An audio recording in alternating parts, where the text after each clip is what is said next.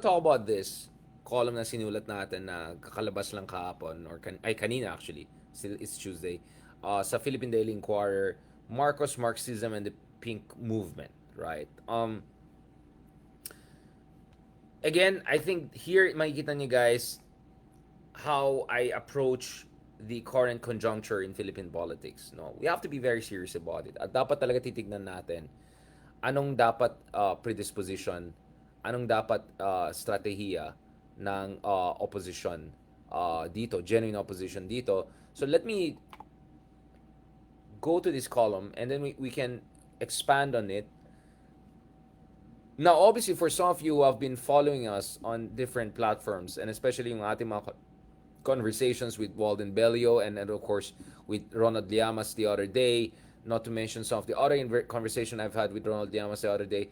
Someone that keeps on popping up in our conversation is the figure of Antonio Gramsci, whom I believe is very helpful to understanding what we should do in our era. Now, just to give you an idea how important Antonio Gramsci is, obviously, he was anti-fascist and communist, kaya effectively pinatay ni Mussolini back in the day.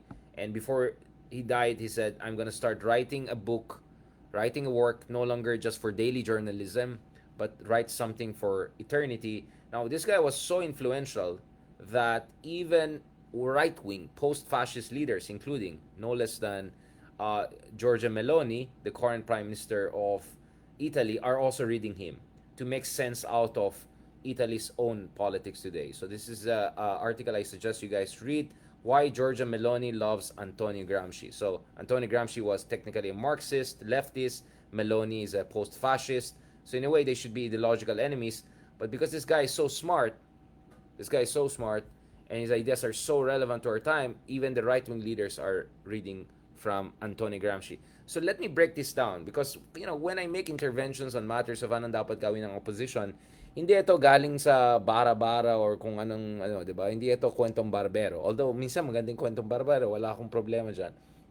But actually it's drawn from really days and nights and months and years of really profound reflection on the dilemmas of being a genuine opposition, dilemmas of being a genuine Democrat in a moment whereby everything is falling apart, when everything is uncertain, and when it's when the dark forces are taking over or have already taken over. And the idea is that what on earth should we do, right? So if you may indulge me, let me just read from my work on Antonio Gramsci. Obviously this is just a column, so I'll have to have a longer essay kung saan pwede natin talaga pag-usapan ng masinsinan itong mga theories ni Antonio Gramsci. I mean, kung may budget lang tayo at saka oras, more important oras, sana mag-lecture series din tayo ng Antonio Gramsci and we can go through and through. But what we try to do here dito sa ating maliit na platforms is just to give you an idea of what are the things that we have to pay attention to. Right? What are the basic things that we have to pay attention to? So, take it as a kind of a preview, right? A preview of important thinkers, right? That we have to look at. So basahin lang natin, no? And then I'll of course build on these arguments as we go along. Okay. So this is a direct quotation actually from Antonio Gramsci, which I felt was very, very, very useful and very, very instructive in light of itong mga conversation natin sa GAA, sa alleged corruptions. Just as I said, the Duterte, sasakyan na naman ng issue na yan, kung ano namang fake news na naman sinasabi ng mga Dutertes just to make themselves look as if sila yung opposition, just to make themselves look as if sila yung anti-corruption, etc. And to kind of justify their break with the Marcoses when in fact it was all about just power. It had nothing to do with principles. And as I said, if you want to talk about corruption, actually the Philippines ranks in the corruption index was worse in 2021 under Duterte than the current president. Although, of course, I look forward to looking at the rankings in 2025 after this latest budget comes out. But anyway, so this is a direct quote from Gramsci that I feel is very, very helpful to get things into motion. Antonio Gramsci says, between consent and force stands corruption, which is characteristic of situations when it is hard to exercise the hegemonic function and the use of force is too risky. Yun ang warning ni Antonio Gramsci almost exactly a century earlier. In short, ang sinasabi ni Antonio Gramsci here is that minsan ang Estado or yung mga trapo, usage of force, military force or police force is a little bit too expensive. At the same time, there are times na nawawalan sila ng legitimacy or sense of authority. So corruption is their kind of a middle strategy, right? Corruption is one way by the ruling class to hold the coalition together and also to buy over the consent of people when they lack force or they lack the will to force or they lack the hegemonic influence or legitimacy for that matter, right? So confronting the specter of fascism, Gramsci emphasized the need for building a broad, inclusive, and robust coalition of progressive liberal forces to stem the tide of violent reactionary politics. So what Gramsci was actually trying to understand 100 years ago was this. Ano yung mga strategiya at saka mga methodologies at tactics na ginagamit ng ruling elite, in his case, conservatives and fascists, to keep themselves in power. So he looked at the role of force, he looked at the role of corruption, and he looked at the role of consent or influence, right? So very much influenced by Machiavelli's concepts of deception and force, he came up also with his versions of consent, force, and of course, the role of corruption. These things are very, very important. Now, what makes Gramsci very, very helpful and very relevant to our era is also his emphasis on the fact that kung gusto mong kalabanin yung mga trapo at mga masasamang tao in charge or the dark forces, it is very, very important.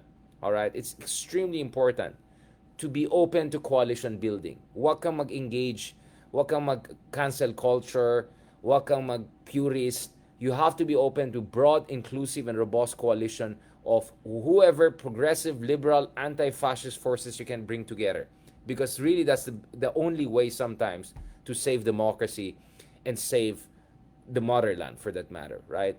So Gramsci's genius lay in his ability to dispense with sloganeering, ideological posturing, and deterministic pseudoscientific theories in favor of pursuing an organic, tactically savvy, and strategically consequential strategy for progressive forces in moments of political crisis. In short, hindi siya mahilig doon sa mga pakyut, yung mga grand theories na mechanistic, deterministic na, hindi, hintayin lang natin yan.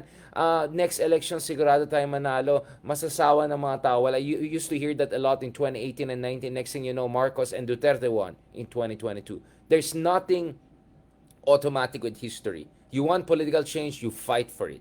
How do you fight for it? You don't fight for it based on pseudoscientific theories. You don't fight for it based on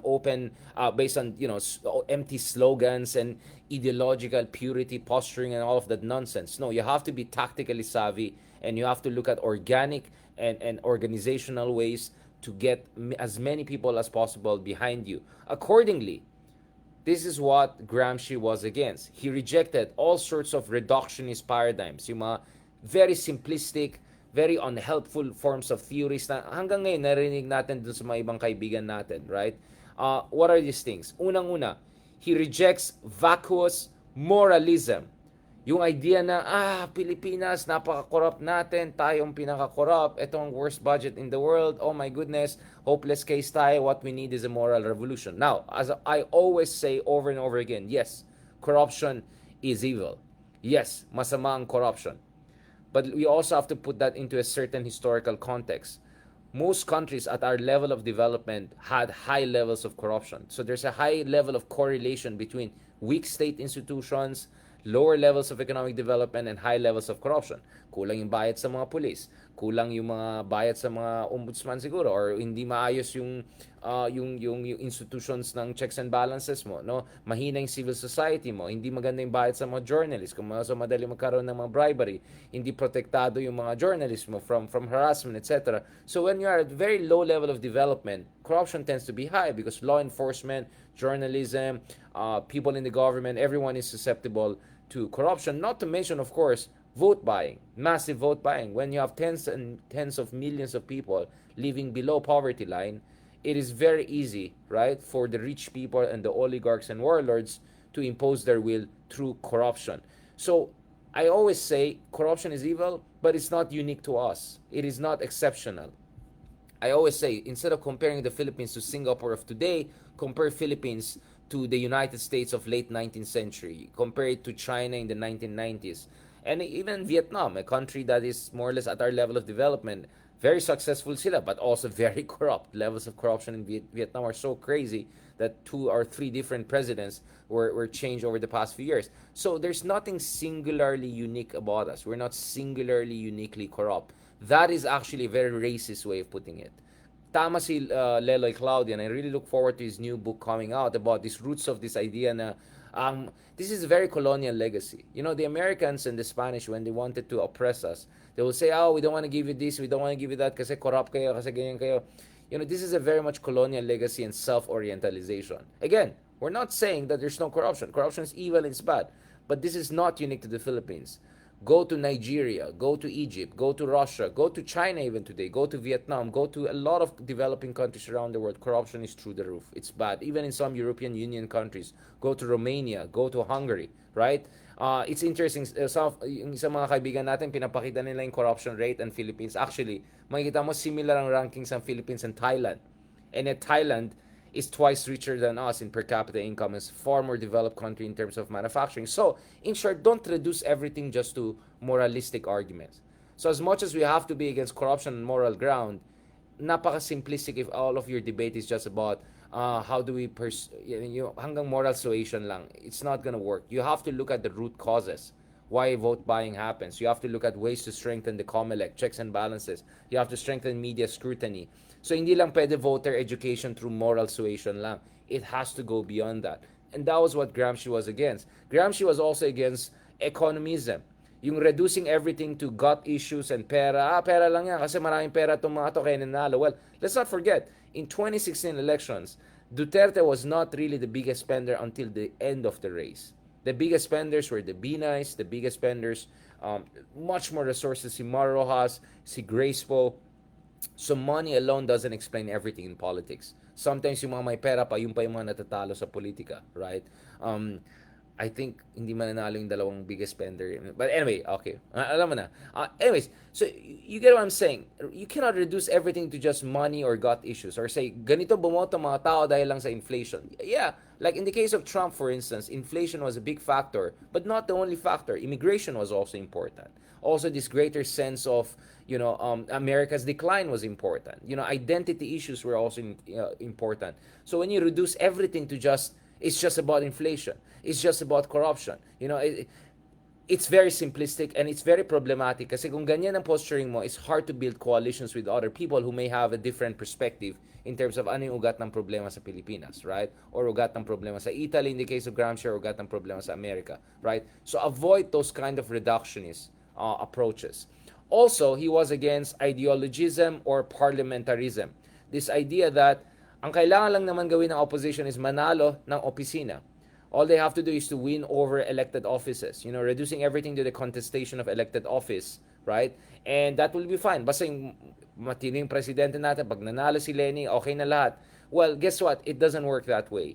Even if we get the best leaders in positions of power, at the end of the day, if they have to deal with a fully corrupt Congress, if they have to deal with warlords at the LGU level, if they have to deal with corrupt officials inside the government, ang daming mong kaaway, ang daming points of resistance, ang daming mga bottlenecks, ang daming mga hurdles. History is replete with examples of good presidents coming in and then sinking because they are just overwhelmed by all of these corrupt people around them, by systemic corruption, institutionalized resistance by corrupt forces. So hindi sapat na manalo ka lang ng elected office. You have to go way beyond that. It's very important that if you want political change, you don't only get the right people in positions of power, you also fight for it. In the streets, mag-peace rally rin kayo. The right peace rally, for the right cause, right? You push for accountability through putting pressure on the government, through civil society, etc. So this was the beauty of Antonio Gramsci's argument, that you should dispense with any kind of reductionist approach. Moralism, bakit corrupt ng ganito administration, what we need is just moral suasion, everything will be fine. Well, it doesn't work that way.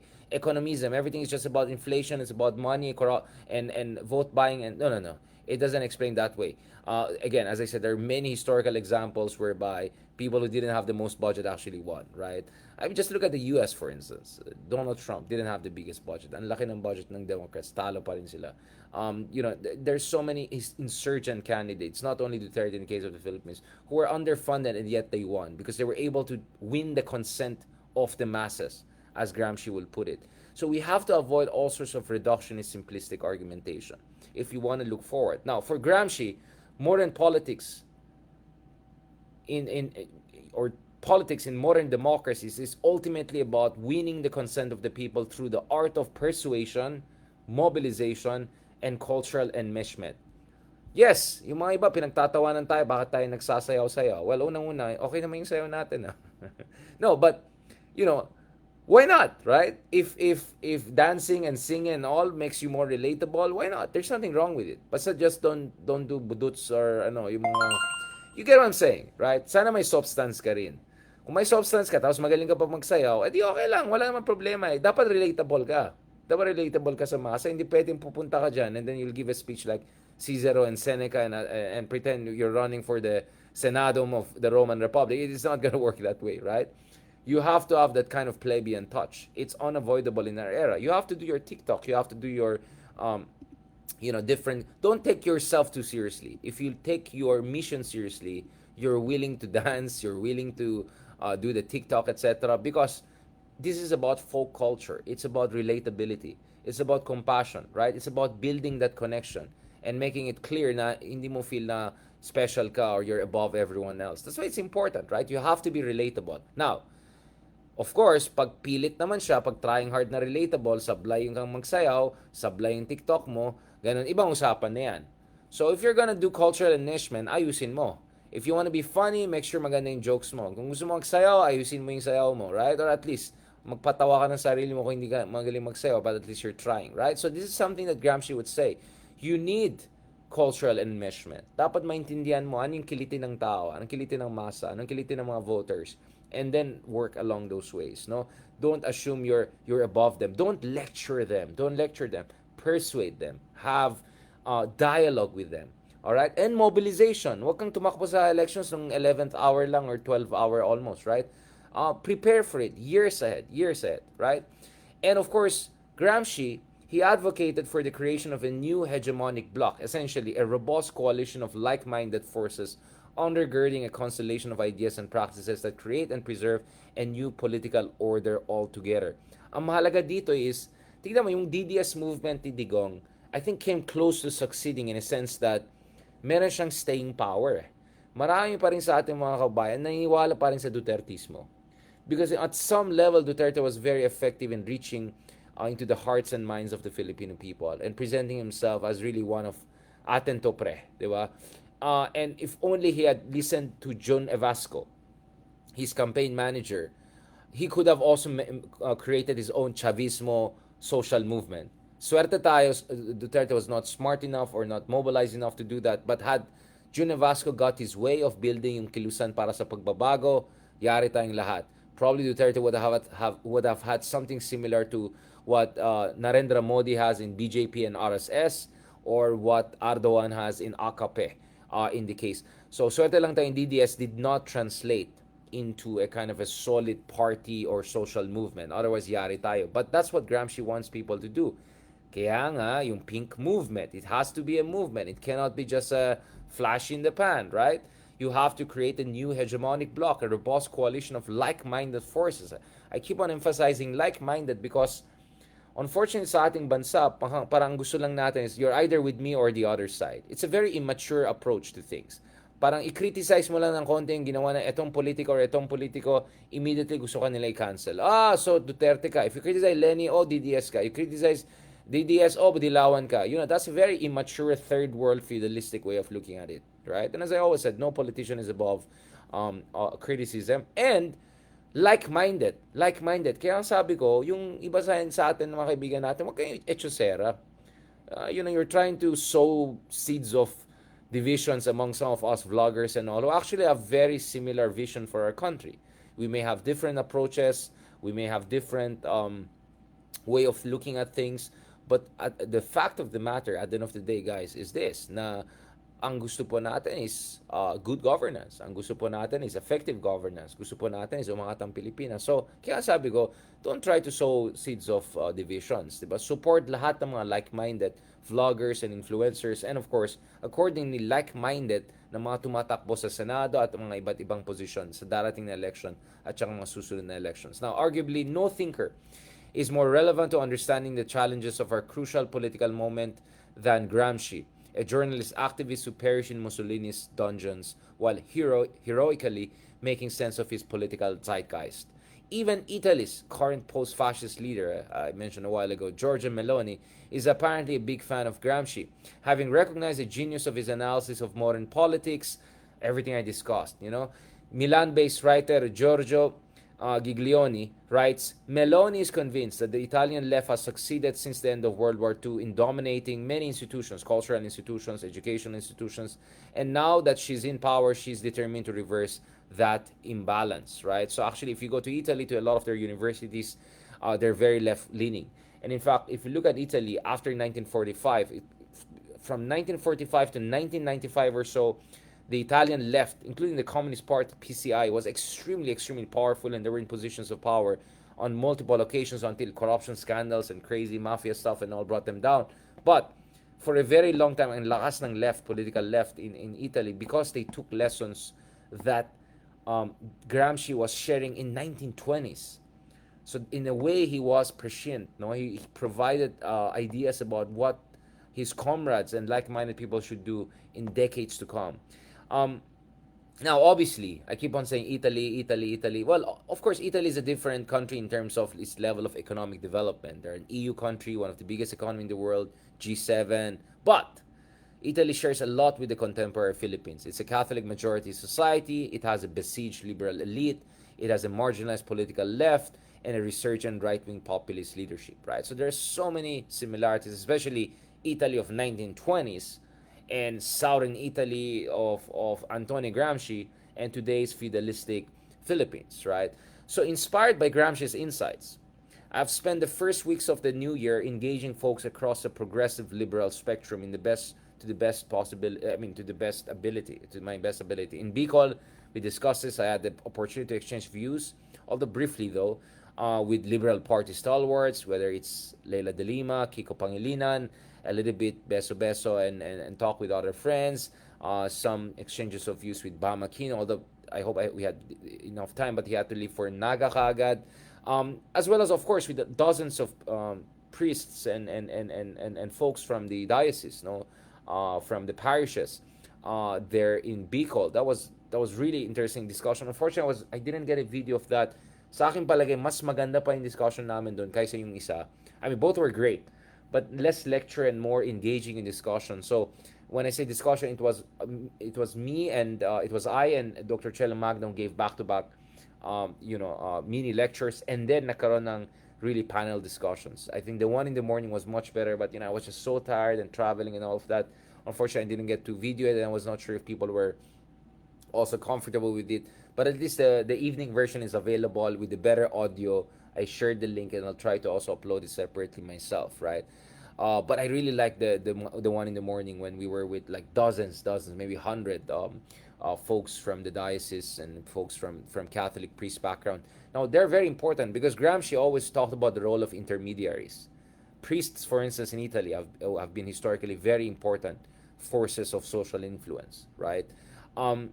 And especially if they're progressive, you have to work with them. Now, crucially, I also had, of course, a lot of discussions with Dr. Chelo Magno on the issue of anti-corruption, something that's very close to her heart, as well as post-Marxist sociologist Professor Walden Bellio, and of course, as usual, for a more tactical situational understanding of current politics, I'm using Perry Anderson's term, tactical situational. We had multiple podcast episodes and off the record, of course, exchanges with our very own Secretary Ronald Llamas. Now, the basic question at the heart of my exchanges were this: what should the genuine opposition do amid the festering yet indeterminate tug of war between the House of Marcos and House of Duterte? Why indeterminate? Because to be honest, hanggang ngayon hindi ko masasabi who would really come on top. Because the Dutertes are not relenting, And I think the momentum has really shifted significant in favor of Duterte's in the past few days. And that's why ganito yung mga interventions natin. Now, currently, there are two types of risks. And I'm thankful to Cello, and I'm thankful to other folks who also essentially made me realize this point even more. Of course, it was at the back of my head. Ito kasi dalawang risk eh. Dun sa genuine opposition on one hand, the risk is that they may inadvertently end up as de facto allies of the administration by over-focusing on the impeachment of Sara Duterte and yung mga kababalakan ng mga Duterte. That's one definite risk. And the fact that, and tomorrow we'll talk to Congressman Percy about their impeachment complaint and all of that. I heard some optimistic news that there baka may galawan dyan sa Kongreso soon on the impeachment issue. But nevertheless, parang lahat ng mga nasa harap ngayon at lumalaban ay galing sa genuine opposition. Halos wala galing sa administration or aliado ni BBM. So, dapat sisigurado yun ng genuine opposition na hindi sila magpagamit dito. Right? But at the same time, and this is my point, others may also end up as unwitting enablers of the Dutertes by primarily focusing on the anomalies, most notably the recently passed controversial budget on the current administration. I know this raised eyebrows among some of our friends, but I hope people understand that I'm coming from this bigger framework of analysis. I'm literally quoting from Antonio Gramsci to you guys. I'm literally using a framework of analysis here, almost like a lecture here, right? Now, a Gramscian perspective, however, provides a dialectical way out of this seemingly impossible dilemma. Dialectical meaning not everything is either or. Things interact with each other and create new synthesis. That's how history unfolds per Hegel and the heirs of Hegel as far as intellectual tradition is concerned. Ito yung parati kong sinasabi. Hindi option na maging neutral or passive ang tunay na opposition. Why? Because to begin with, it's crucial for the genuine opposition to focus on the greater evil. Sino bang mas problematic? Sino bang mas threat sa ating demokrasya? Namely, the side that has not only been behind alleged corruption, confidential funds, POGO, Farmali, but also widespread extrajudicial killings and potentially treasonous gentlemen's agreement deals with Zhong Nanghai in more recent years. And remember, the confidential fund issue goes in Davao for decades, not just for a year or two. Hindi lang si Sara Duterte sa DepEd ang dapat focus natin. But, and this is what I don't understand with other people, but this doesn't preclude the opposition from also fiscalizing the excesses of the current administration. It's not mutually exclusive. Ulitin natin, it's not mutually exclusive. You can do both of them at the same time. Alright? Genuine opposition can adopt a dynamic approach whereby it adopts a war of maneuver, go for gold against the Dutertes, namely supporting potential impeachment and international criminal court trial against relevant members of the notorious dynasty, while also adopting a war of position of gradually building up their own momentum and political capital to serve as an effective check on any excesses by the current administration. In short, you can play the game of Go with BBM to prepare yourself for a showdown in 2028 and also to prepare yourself just in case if BBM wants to charter change or do something crazy. At the same time, you go for a war of maneuver. You go for a game of chess against the Dutertes if indeed you believe they're the greater threat. So again, you can have this fluid and dynamic approach. Ultimately, the genuine opposition should mobilize support, persuade new constituencies, including ex-loyalists, including ex-DDS, including people who don't care about politics or not involved in politics, bring them in, get them involved, persuade these new constituencies, nurture change makers. Hindi lang si Vico Soto, hindi lang si Vico Soto ang magaling dyan na kabataan. Marami po dyan na hindi pa natin kilala. Ngayon ko lang narinig yung ibang pangalan, right? Marami po dyan sa mga LGU level, sa mga probinsya, hindi sa mga malalaking syudad, na mga galing at change makers. We should nurture them. We should mention them. We should inspire them. We should support them. And then we also have to support decisive leaders. Huwag tayo magsuporta ng presidential candidate or vice president candidate na pahapiyaw-hapiyaw na hindi decisive. Go for decisive leaders who know what they want, who know what is needed, who are willing to go all the way. That's very important. And organize well ahead of the next presidential elections. Organize as early as now for 2028. Ang dami nagagalit sa atin, bakit 2028 ka na 2028? Well, if there's one thing we should have learned from 2022 is that you cannot do things at the 11th hour. And that there's tremendous potential. Lenny went from 3% to 20+% when she got serious. Imagine what if she were prepared way earlier. What if Marcos and Duterte didn't come together? We could have had a completely different circumstance. The least you can do is to prepare. Nothing seems, in my opinion, as promising as reviving the pink movement, but this time with a greater focus on early mobilization, an inclusive campaign narrative, and a practical yet progressive policy agenda that could win the consent and votes of the majority of the Filipino voters. Or at the very least, because we don't have really runoff elections, the most number of votes for the presidential and vice presidential race in 2028. Hindi po yan imposible, hindi po yan far-fetched. It is very much doable. Who knows, maybe Sara won't run. Who knows, maybe Rafi Tulfo won't run. Who knows, maybe Lenny runs. Who knows, right? There's so many possibilities, but those possibilities will not be actual possibilities if you do not do your job, you do not prepare. All right? Okay, guys. So, today, seryoso tayo. Hindi tayo masyadong nagpapatawa and all of that because, I want to remind people why we created this podcast. We created this podcast because we wanted to have our own independent platforms kung saan pwede natin pag-usapan. Saan kayo nakakahanap? And I'm not saying this in a mayabang way. Show me another vlog where they're breaking down ideas by Antonio Gramsci from 100 years ago to make sense of what the pink movement can do in 2028. Right? This is why we created this platform. So, sobrang nagpapasalamat ako sa suporta niyo because binigyan niyo ako ng inspirasyon at energy and binigyan niyo ako ng dahilan para gawin yung mga ganitong tipo ng analysis. At actually, naisip ko nga, why not yung mga columns and articles ko na medyo serious, gawin natin basihan para sa mga ganitong diskusyon. Right? Of course, it's fun to talk about yung mga kalokohan ni Bibi, yung kalokohan ni Duterte, etc. Yeah, of course we need that. Unfortunately, it's how social media works. But ang pinakamahal natin gawin ay mga ganitong klaseng analysis. I mean, I don't want to call it lecture. It's really a kind of a conversation. It's kind of deep thinking, right? So for those who are interested, please check the article on Philippine Daily Inquirer. The title is Marcos, Marxism, and the Future of the Pink Movement. And then, of course, over time, I'll try to go back to Antonio Gramsci because I think he's really my biggest inspiration in terms of what should we do moving forward. Hindi dapat tayo maging moralistic, judgmental. Huwag tayo mag-cancel culture. Dapat bukas po tayo sa coalition building and working with different people. Dapat po flexible tayo mag-isip. Look at different things. Dapat po relatable po tayo. Yeah, sige magpiatos dance tayo and all. Actually, you can be very serious behind doing funny stuff. Because if what you're trying to do is to have a sense of the folk culture, maging relatable, do it. But of course, make sure you look fine, right? And make sure may totoong agenda ka na maganda para sa ating mga kabayan at ating bayan. Alright? So on that note, thank you very much again, guys, for giving us this opportunity, this chance. I'm not sure, honestly, if not for our platforms, yung mga ganitong sinusulat natin will be just for a limited audience. Chattering classes, right? I'm and by the way, shout out to my students. Thank you so much for the great evaluation. Almost perfect. 5 out of 5. Great. I mean, I enjoy really my lectures and discussions with my students and all of that sa UP among others.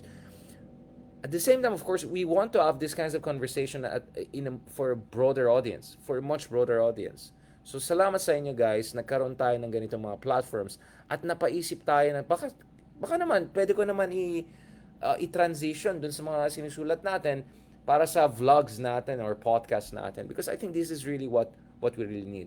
On that note, thank you very much sa ating mga kababayan. Please continue to support us, support all of us who are like-minded and fighting for a better Philippines. I know a lot of you may not agree with me. I know a lot of you, today I'm serious, of course. But may mga days na sa tingin nyo, naman si Richard Pabebe and all. Yeah, we can have disagreements and all of that on a lot of issues. But at the end of the day, I think all of us know what's going on here, right? What's going on here is we're in an age of disruption. Big things are happening. And neutrality, popcorn, nandun ka yung meme na, di ba yung meme parang sa India, Pakistan ba, yung guy nakahiga habang nagsusuntukan ng mga tao sa stadium. We cannot do that. We cannot afford that. We have to seize the moment. We have to seize the moment. You have to have audacity. If there's one thing I'll give to Trump, despite many of my disagreements, is at least the guy has the audacity, right? Medyo kapalmoks. Kailangan natin maging kapalmoks and we have to push it. We have to push it and we have to work with as many people as we can. We have to build our own coalitions, right? So get rid of that nonsense, pa-woke, cancel culture, yung mga nonsense, pa-purist stuff, na pa-cute stuff. That will not work. We have to work on coalition building. And we have to be compassionate and so coalition building, compassion, and yes, medyo kenkoy, right? If it's gonna be helpful. On that note, thank you very much. Maraming salamat. God bless and talk to you soon. Oh wow, dami rin natuwa dito sa TikTok. I think this is the highest response I've seen on TikTok so far, and 99% positive. Ano nangyari sa mga ka-DDS natin? I think pag serious mode tayo, medyo hindi. Pag pabebe siguro tayo, magagalit na naman sila sa atin. Anyway, that's it. Thank you very much and talk to you soon. And please don't forget to also follow us on different platforms, including dito sa TikTok, because I think we really have to engage TikTok as much as possible. After all, Donald Trump, I love TikTok. I love TikTok. So maybe there's something there. Talk to you soon. Salamat po sa stars, supports, and stickers.